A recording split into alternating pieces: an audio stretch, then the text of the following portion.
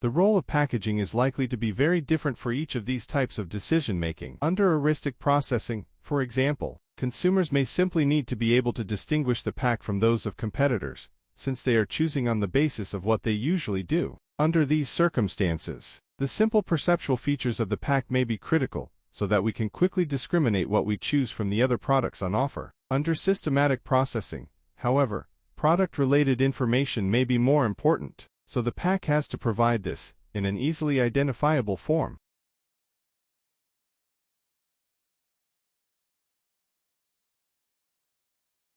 Music has been a part of human life for thousands of years. Specifically, experts have found instruments dating back to over 40,000 years ago, suggesting that humans' desire to express themselves or communicate through music is deep-rooted.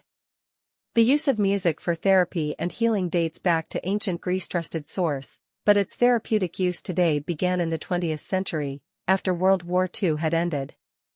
The earliest reference to music therapy comes from a 1789 article called Music Physically Considered. The 1800s saw medical research into the therapeutic nature of music grow, and by the 1940s, universities were offering music therapy programs. E. Thayer Gaston, one of three men who pioneered the use of music as a therapeutic tool, had organized and promoted the practice so that it would become an accepted type of therapy.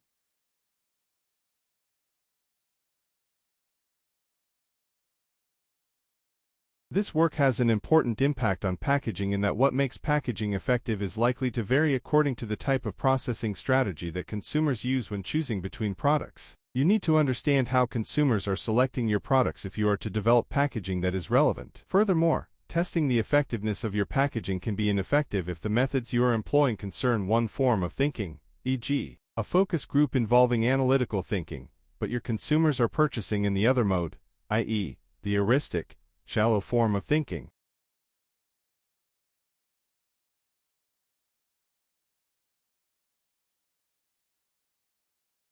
Airplanes can be grouped into many different categories.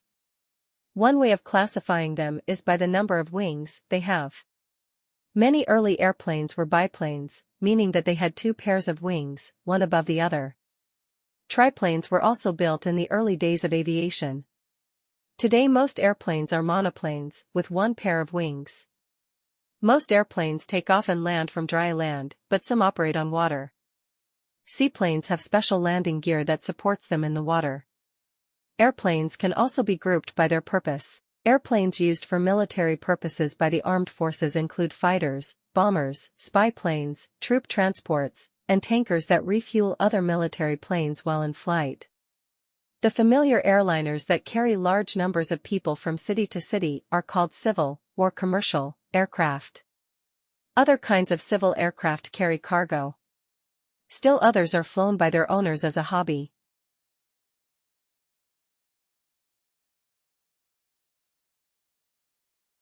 The experiments might even have practical uses nowadays. There are plenty of places around the globe where people have no access to heavy machinery, but do know how to deal with wind, sailing, and basic mechanical principles. Garib has already been contacted by a civil engineer in Nicaragua, who wants to put up buildings with adobe roofs supported by concrete arches on a site that heavy equipment can't reach. His idea is to build the arches horizontally, then lift them into place using kites.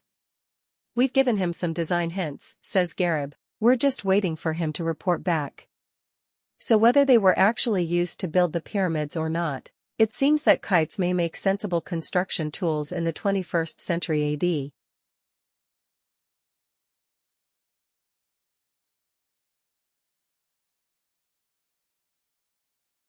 For more than 2 millennia, the articulation and cultivation of joy were at the center of Jewish and Christian scripture, theology, and practices, an articulation and cultivation that in turn was grounded in and evolved over centuries of lived human experience, observation and discernment. Berner, citation 2015, Wolf and Crisp, citation 2015. Notwithstanding the importance of joy to human well-being and the deep, ancient religious foundations for understanding and cultivating joy, the very idea of joy has all but disappeared from modern theological reflection, is all but ignored by the social sciences, and is increasingly absent from lived experience. The consequence is a flattening out, a graying, of human life and communities and a sharp bloom of individual and communal dysfunction. Volf, citation 2015.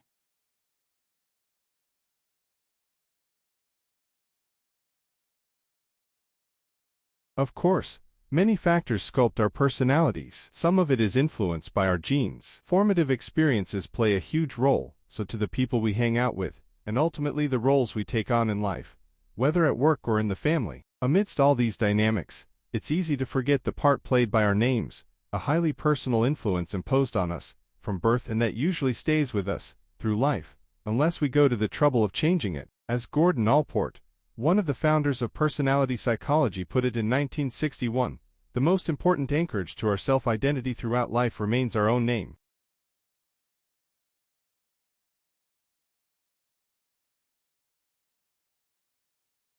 From the Internet's origin in the early 1970s, control of it steadily devolved from government stewardship to private sector participation, and finally to private custody with government oversight and forbearance. Today, a loosely structured group of several thousand interested individuals, known as the Internet Engineering Task Force, participates in a grassroots development process for Internet standards. Internet standards are maintained by the nonprofit Internet Society, an international body with headquarters in Reston, Virginia. The Internet Corporation for Assigned Names and Numbers, ICANN, another nonprofit, private organization, oversees various aspects of policy regarding Internet domain names and numbers.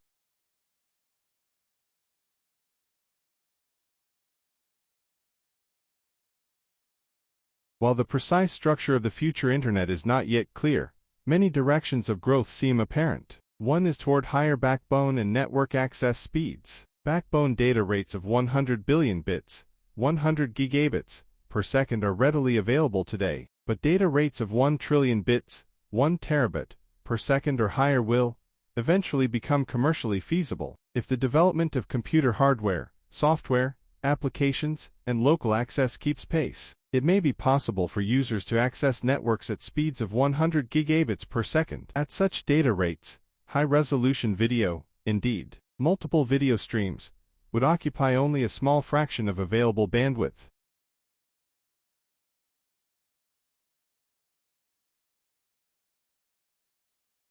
The Marine Stewardship Council, MSC, commissioned a review of the Alaska salmon fishery. The council, which was founded in 19%, certifies fisheries that meet high environmental standards, enabling them to use a label that recognizes their environmental responsibility. The MSC has established a set of criteria by which commercial fisheries can be judged.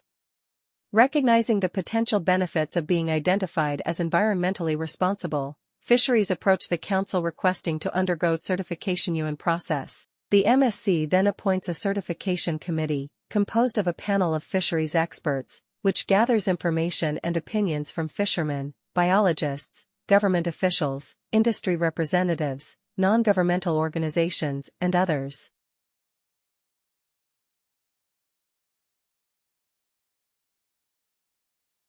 Like, share, comment, and subscribe this channel.